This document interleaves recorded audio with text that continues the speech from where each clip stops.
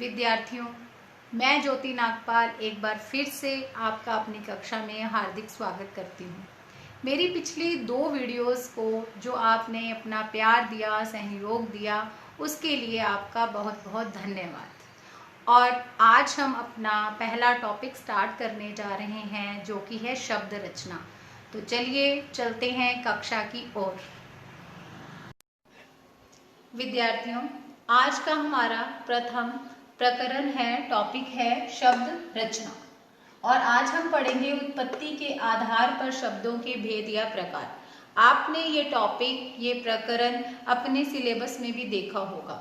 तो आपके सिलेबस में उत्पत्ति के आधार पर 4 प्रकार के शब्द दिए गए हैं: तत्सम शब्द, तद्भव शब्द, देशज शब्द और विदेशी शब्द। तो यहाँ पे हम इन चारों प्रकारों के बारे में पढ़ेंगे। और आपकी जानकारी के लिए मैं आपको बताना चाहती हूँ कि उत्पत्ति के आधार पर शब्द 6 प्रकार के होते हैं। इसके अलावा जो इसका भेद है वो है संकर शब्द, और छठा भेद है अर्ध संकर शब्द। लेकिन आपके सिलेबस में ये 4 प्रकार दिए हैं, तो अभी कक्षा में हम इन्हीं की चर्चा करेंगे। अब आप देखिए, जब हम तत्सम शब्दों की बात करते हैं तो सबसे पहले हमें इस शब्द के बारे में जानना है। तत्, धन, सम। तत् का अर्थ है उसके, और सम समान, उसके समान। तो उसके समान मतलब किसके समान? तो आप सभी जानते हैं कि हमारी हिंदी भाषा की जननी है संस्कृत भाषा। तो संस्कृत भाषा से ही आज हमारी आधुनिक हिंदी बनी है। जो विद्यार्थी हिंदी साहित्य पढ़ चुके हैं वो सभी इसके बारे में भली भांति पूर्व जानते हैं। लेकिन जो विद्यार्थी नहीं भी पढ़े हैं कभी हिंदी साहित्य में, वो भी इसे थोड़ा सा एक विकास क्रम हिंदी का देख लीजिए। सबसे पहले संस्कृत भाषा थी, संस्कृत के बाद पाली, पाली के बाद प्राकृत, और प्राकृत के बाद अपभ्रंश, और उसके बाद हमारी आधुनिक हिंदी। ये हमारी हिंदी का इतिहास क्रम या विकास क्रम आप कह सकते हो, ये है। तो यहाँ पे हमारी आधुनिक हिंदी संस्कृत से ही निकली है, संस्कृत से ही बनी है। तो यहाँ पे तत् का मतलब या उसके का मतलब संस्कृत है। तो ऐसे शब्द जो हमने संस्कृत से ज्यों के त्यों ले लिए, बिना किसी परिवर्तन के ले लिए, जिनका प्रयोग हिंदी में बिना परिवर्तन के, जैसे संस्कृत में होता था वैसे ही हिंदी में हो रहा है, तो उन्हें हम कहते हैं तत्सम शब्द। और इसके बाद है तद्भव शब्द। तो ऐसे शब्द जिन्हें हमने अपनाया लेकिन कुछ परिवर्तन के साथ अपनाया, तो वे शब्द कहलाते हैं तद्भव शब्द। तो यहाँ पे ये तो हो गई कॉन्सेप्ट की बात, आधार की बात। अब मैं आगे आपको ट्रिक से भी बताने वाली हूँ कि किस तरह से आप परीक्षा के अंदर, एग्जाम में अपने इसको ट्रिक से भी पहचान इनकी कर सकते हैं, जान सकते हैं कि कौन सा शब्द तत्सम है और कौन सा शब्द तद्भव है। तो इसके लिए ट्रिक से भी बताऊंगी, और ये आपके सामने कॉन्सेप्ट है। यहाँ उदाहरण के लिए कुछ शब्द आपके सामने हैं, जैसे उष्ट्र। उष्ट्र जो है वो तत्सम शब्द है और तद्भव है ऊंट। महिषी, महिषी शब्द जो है तत्सम है, भैंस तद्भव है। वार्ताक, वार्ताक शब्द का अर्थ है, यानी आज हम जो इसको बोलते हैं वार्ताक शब्द क्या है? बैंगन। मरकटी, मकड़ी। हरिद्रा, हल्दी। हरितकी, हरड़। भुशुंडी, बंदूक। तो ये कुछ शब्द जो हैं मैंने आपकी उलझनों को दूर करने के लिए यहाँ पर लिख दिए हैं। तो विद्यार्थियों, जैसा कि मैंने कहा कि कुछ बच्चे जो हैं वो ट्रिक से पढ़ना पसंद करते हैं, तो यहाँ आपके लिए मैं कुछ ट्रिक्स भी लेके आई हूँ तत्सम और तद्भव को पहचानने की। तो सबसे पहला जो आप बिंदु इसमें ये देख सकते हैं कि जो संस्कृत के उपसर्गों से बने हुए शब्द होते हैं वे सभी के सभी तत्सम ही होते हैं। संस्कृत के उपसर्ग आप सभी जानते हैं कि उपसर्ग जो हैं वो हिंदी के भी होते हैं और संस्कृत के उपसर्ग भी होते हैं। 22 हिंदी के उपसर्ग होते हैं, 22 संस्कृत के उपसर्ग होते हैं। तो अगर ऐसा शब्द है जिसके आगे संस्कृत का उपसर्ग लगा है तो वो शब्द अवश्य रूप से ही तत्सम शब्द ही होगा। तो हम सबसे पहले तत्सम की बात ही कर रहे हैं। उसके बाद क्या हम दूसरा जो है वो कौन सा पॉइंट या कौन सा ट्रिक जो है वो अपने दिमाग में ले सकते हैं, वो ये है कि अगर शब्दों में संयुक्त व्यंजनों का प्रयोग हो। संयुक्त व्यंजन आप सभी जानते हैं हमारी हिंदी वर्णमाला में 4 प्रकार के 4 जो हैं वो संयुक्त व्यंजन हैं, जैसे क्षत्रिय है, त्रिशूल है, ज्ञानी है और श्र है। तो अगर किसी शब्द के अंदर आपको ये 4 संयुक्त व्यंजन दिखाई देते हैं तब भी आप उनको तत्सम शब्द ही मानेंगे। उसके पश्चात आप क्या देख सकते हैं, अगर किसी शब्द में री है तब भी वहां पे री ऋषि वाला, तो री है तब भी वो तत्सम शब्द ही होगा। अगर आधा र है तो भी वहां पे तत्सम शब्द ही होगा। और कुछ एग्जाम्पल हैं इसके, जैसे मृत्यु। मृत्यु शब्द में आपको पता है म को री की मात्रा है, तो मृत्यु शब्द जो है वो तत्सम है और तद्भव क्या है, मौत। इसी प्रकार से वार्ता, और इसका वार्ता का मतलब बात, ठीक है। और आप यहाँ पे देखिए ये वार्ताक में भी क्या है, वार्ताक में भी आधा र है और आप देख लीजिए ये भी तत्सम शब्द ही है। तो वार्ता या वार्ताक दोनों शब्द ही तत्सम शब्द हैं। इसके अलावा मृतिका, मृतिका का तद्भव क्या है, मिट्टी। तो इस तरह से आप इनसे भी आइडिया लगा सकते हो। अगर आपको किसी शब्द में री ऋषि दिखाई देता है या आधा र दिखाई देता है तब भी अधिकतर वो शब्द जो है वो तत्सम ही होगा। उसके बाद कुछ चेंजेस आपको दिखाई दे रहे हैं, जैसे व ब में चेंज हो जाता है। व वाला अक्षर तत्सम होगा, ब वाला अक्षर तद्भव होगा। श जो है वो स में चेंज हो जाता है। श में जो शलगम वाला श है वो चेंज हो जाता है स में। तो कुछ उदाहरण हैं इनके, जैसे वर्षा शब्द है वो बरसात में चेंज हो गया, वानर शब्द है बंदर में चेंज हो गया, वर यात्रा शब्द है और वो बारात में चेंज हो गया।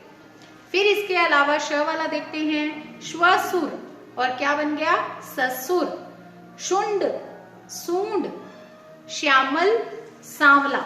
और ये सारे एग्जाम्पल जो हैं ये आपके तत्सम को पहचानने में आपकी हेल्प करेंगे, मदद करेंगे, एक ट्रिक है ये। इसके अलावा तत्सम के बारे में कैसे हम अंदाजा लगा सकते हैं, एग्जाम के अंदर आइडिया लगा सकते हैं, कई बार ट्रिक भी काम आ जाती है एग्जाम के अंदर। तो देखिए अगर आपको अनुस्वार युक्त शब्द दिखाई दे तो वो अनुस्वार युक्त शब्द भी कैसा शब्द होगा, तत्सम शब्द ही होगा। जैसे अंधकार शब्द है, जैसे पंच शब्द है।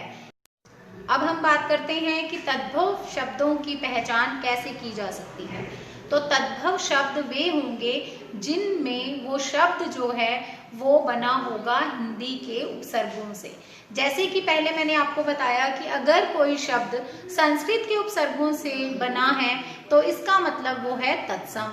तो इसी तरह से अगर कोई शब्द हिंदी के उपसर्ग से मिलकर के बना है तब वो क्या होगा, तद्भव शब्द होगा। तो पहली पहचान तो इस प्रकार से की जा सकती है।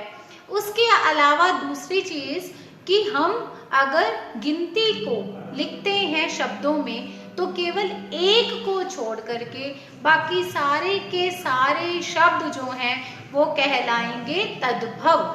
जैसे 2, 3, 20, 100, 50 ये सारे के सारे शब्द जो हैं वो तद्भव शब्द ही होंगे। इसके अलावा क्या पहचान है, जैसे मैंने अभी आपको बताया कि अनुस्वार युक्त शब्द जो हैं वो कहलाएंगे तत्सम।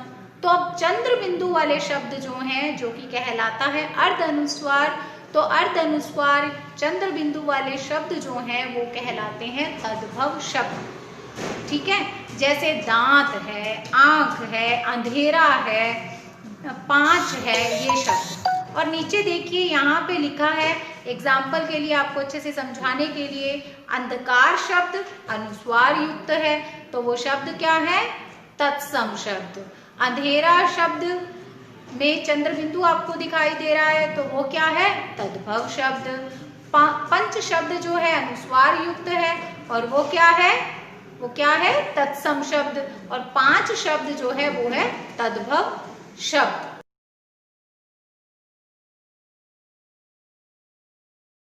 अब हम बात करते हैं देशज शब्दों की।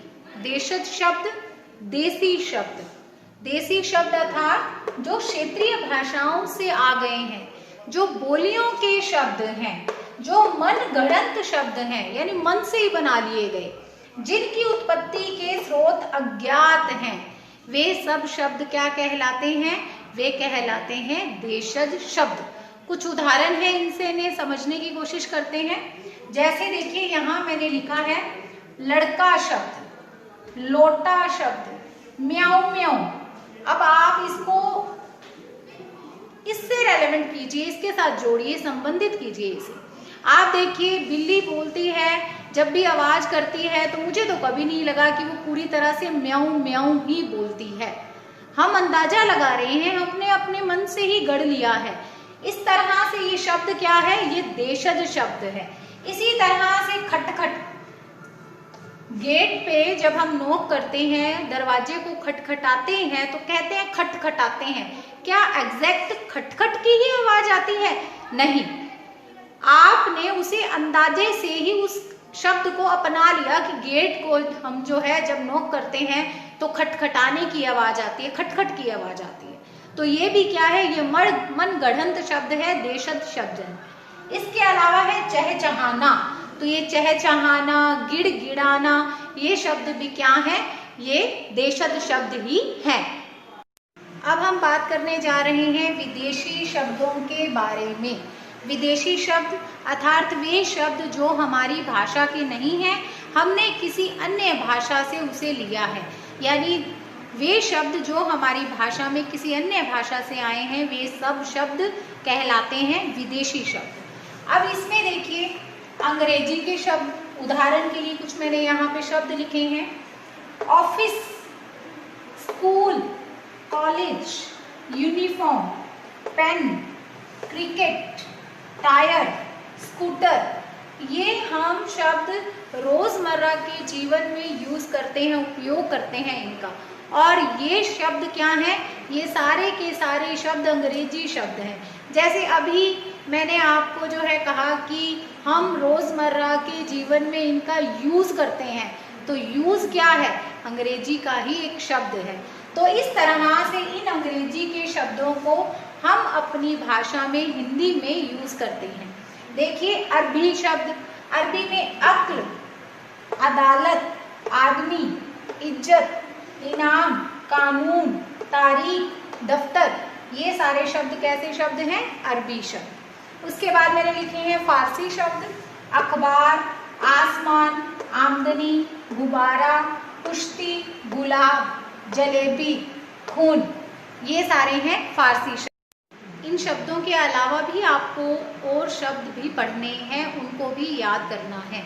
अधिकतर मैंने अभी बताया आपको कि पूछे जाते हैं अरबी, फारसी, अंग्रेजी शब्द। तो अंग्रेजी शब्दों को तो हम पहचान लेते हैं, लेकिन अरबी, फारसी शब्दों को पहचानना थोड़ा सा मुश्किल होता है। लेकिन जब हम बार बार इन शब्दों को पढ़ते हैं, देखते हैं, तो हमें याद हो जाते हैं। इसी तरह से मैंने आपको बताया था कि आपको राजस्थान बोर्ड की किताब में से शब्द रचना को पढ़ना है, तो वहाँ भी आपको बहुत सारे शब्द मिल जाएंगे। तो उम्मीद है कि आज का टॉपिक आपको बहुत ही अच्छे से समझ में आया होगा। तो प्लीज़ जिस तरह से आपने पहले मेरी वीडियोस को लाइक, शेयर, चैनल को सब्सक्राइब किया, तो इसे भी कृपया जो है लाइक करें, शेयर करें, कमेंट करें। अगर आपकी कोई उलझन है तो मैं आपके सवाल का जवाब दूंगी, और इसके साथ ही हमारे चैनल को सब्सक्राइब करें। धन्यवाद।